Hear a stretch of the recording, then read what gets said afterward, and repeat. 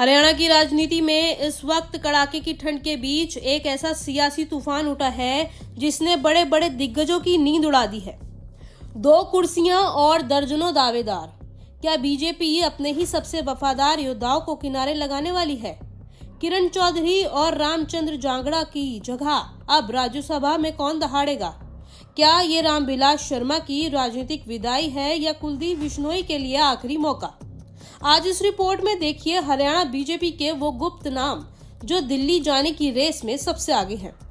आपको बता दें, हरियाणा में राज्यसभा की 2 सीटें जल्द ही खाली होने जा रही हैं। पहली सीट किरण चौधरी और दूसरी रामचंद्र जांगड़ा के कार्यकाल के पूरा होने से खाली हो रही है।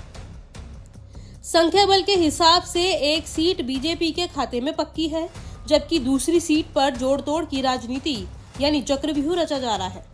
सवाल यह है कि बीजेपी इस बार किस पर दांव खेलेगी?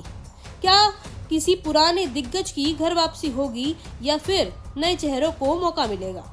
वहीं जाट चेहरों की बात करें तो पूर्व प्रदेश अध्यक्ष ओम प्रकाश धनखड़ का नाम सबसे ऊपर है।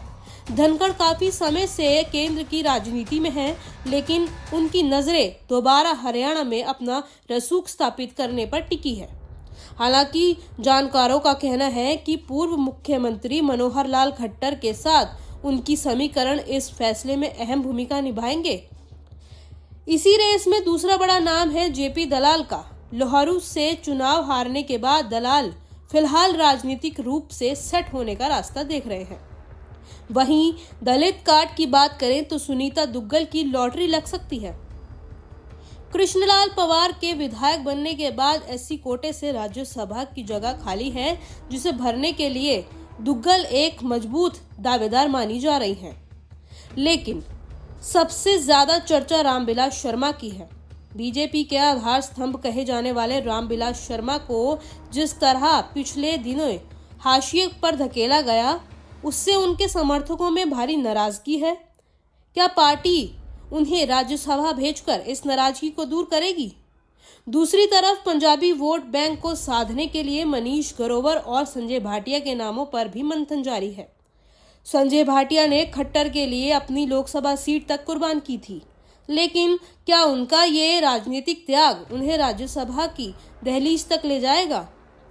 मनीष ग्रोवर भी पूर्व मुख्यमंत्री के बेहद करीब होने का फायदा उठाना चाहते हैं। अंत में बात उस नेता की जो हर बार उम्मीद तो करता है, लेकिन हर बार इंतजार ही उसके हाथ आता है। कुलदीप बिश्नोई। राजस्थान चुनाव से लेकर लोकसभा तक मेहनत करने वाले बिश्नोई अब आर पार के मूड में है। क्या बीजेपी उन्हें संजीवनी देगी या एक बार फिर उन्हें नजरअंदाज किया जाएगा? दूसरी सीट के लिए बीजेपी कार्तिकेय शर्मा की तरह फिर किसी निर्दलीय चेहरे पर दांव लगाएगी? ये तमाम सवाल हरियाणा की जनता के बीच तैर रहे हैं। फैसला दिल्ली दरबार को करना है, लेकिन दावेदार की धड़कनें इस कड़ाके की ठंड में भी तेज है। Bureau report, Hindustan now.